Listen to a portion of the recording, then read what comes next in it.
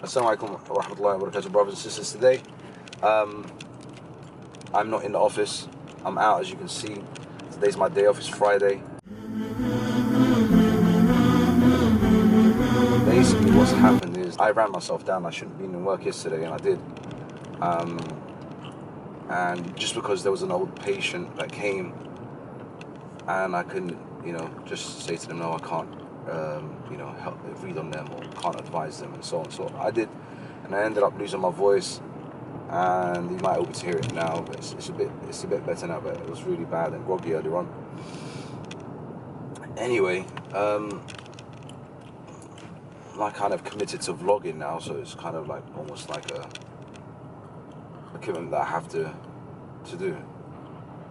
But I was asked a question yesterday: is that if somebody is possessed with a jinn and they know they're possessed and they work in, for instance, Hijama clinics, or they work in a Ruqya center, is it advised to seek help from these people? So I said, you know what, instead of me answering this question, let me ask Sheikh Khalid. So I dropped a line to Sheikh Khalid and I said to him, Sheikh Khalid, what is your opinion on this? He said to me, Abu Nadeer, I told you before, we've spoken about this many times, but because I don't want it to come from myself, so people do not take it personally, is that, and you'll find that what Sheikh Khalid has said, believe me, scholars would say the same thing. So that's why I would refer it to people who are older than me, more experienced than me, and more knowledgeable than me. So you take it as it is, and don't take it personally, because I know people will take this personally. So it's advised for those who are possessed not to do ruqya.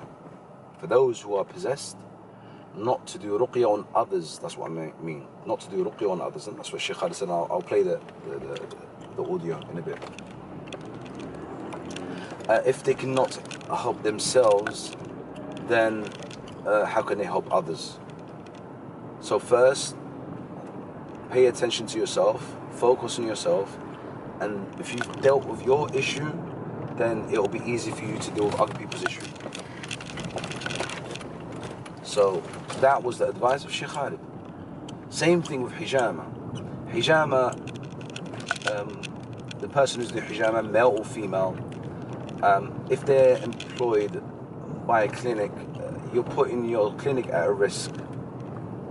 The reason why is that the person might lose patience with the patients that's come, or your client, and cut them severely. Or the patient might start saying things that are inappropriate, or they might start doing things that are not befitting for a Muslim, like spreading rumors, backbiting, things like that. So the jinns have that kind of ability to do that to individuals. So it's not advised for those who are possessed to deal with the general public. But if they're doing it to themselves, by all means. If they are doing it to their family, close members, by all means, no one can stop them. But to work in the public sector, dealing with the community and things like that, then there's a big question mark, and it's advised not to. Anyway, I'll play the audio from Sheikh Khalid.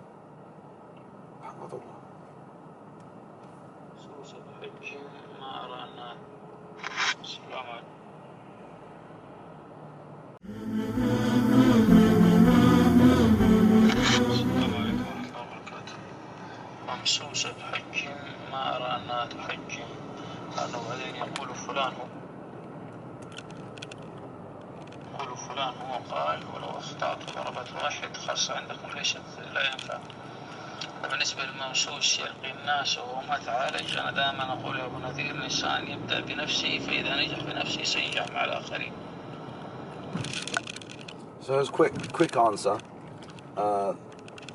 For a brother or sister who's doing hijama, if they were to, react violently towards the patient, you can get sued and things like that for your clinic. So it's not advised to.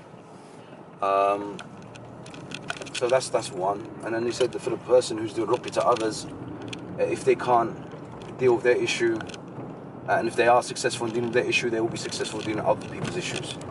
So So barakallahu feekum, I hope you understood that. So anyway, if I think of anything else to say, I'll put it on. Now I'm going, inshallah, with me to East London, to the mosque. I'll maybe pray there. Barakallahu feekum. Assalamu alaikum wa barakatuh.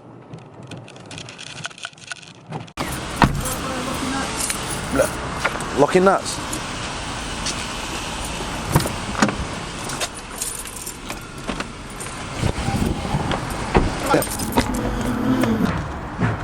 I'm making a film. Okay, I just went and got my tires checked and ordered some new tires. Today's Friday. I have to do everything in this short period of time because the rest of the week it's just there's this issues. It's called hectic week. That's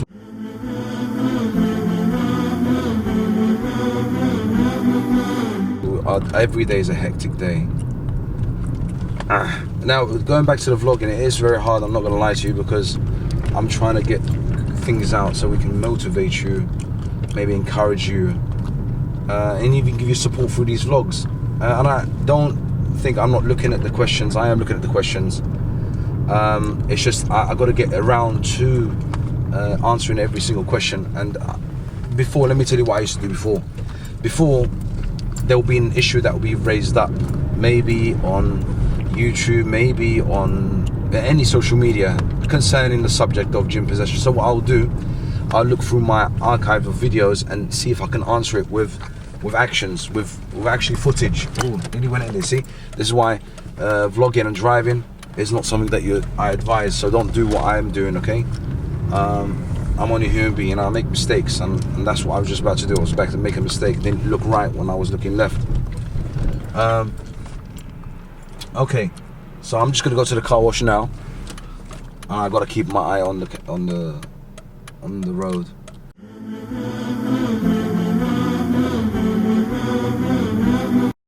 Anyway, going back to the subject we were talking about.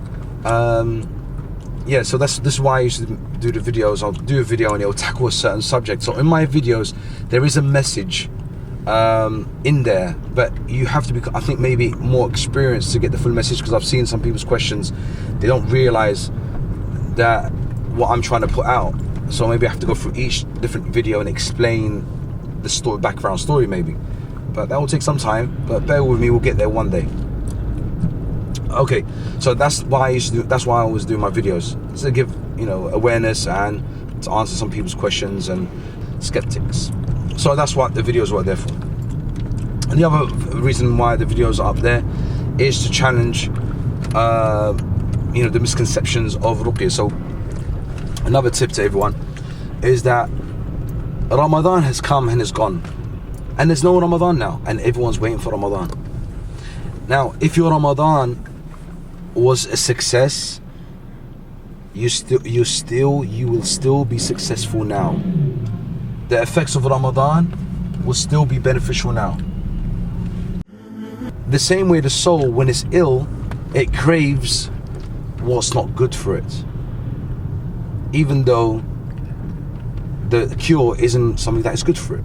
So for medicine, for instance, when it's supposed to be taken for the body doesn't want to take it. It doesn't desire it. So what does it? It craves something that's bad for it. The same way the soul. When the soul is ill, it craves things that are not good for it.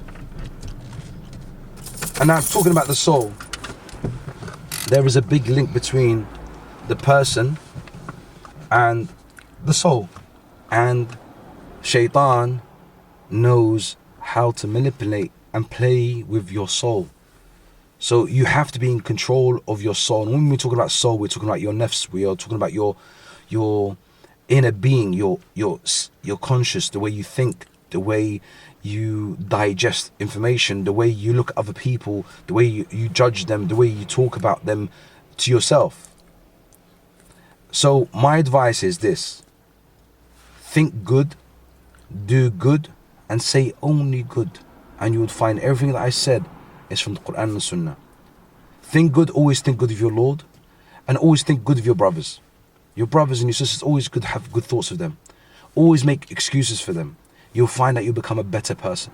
Because shaitan would use your nafs against those who are around you. So that's why I say always think good of others. Think good and say good. Just say good things, say positive things, because you'd only get rewarded for that. And only do good deeds, because that's what you'll find Yawm al-Qiyamah. Barakallahu feekum. I hope this advice reaches to the heart that is sealed and opens it up to a brighter day. Assalamu alaikum wa rahmatullah.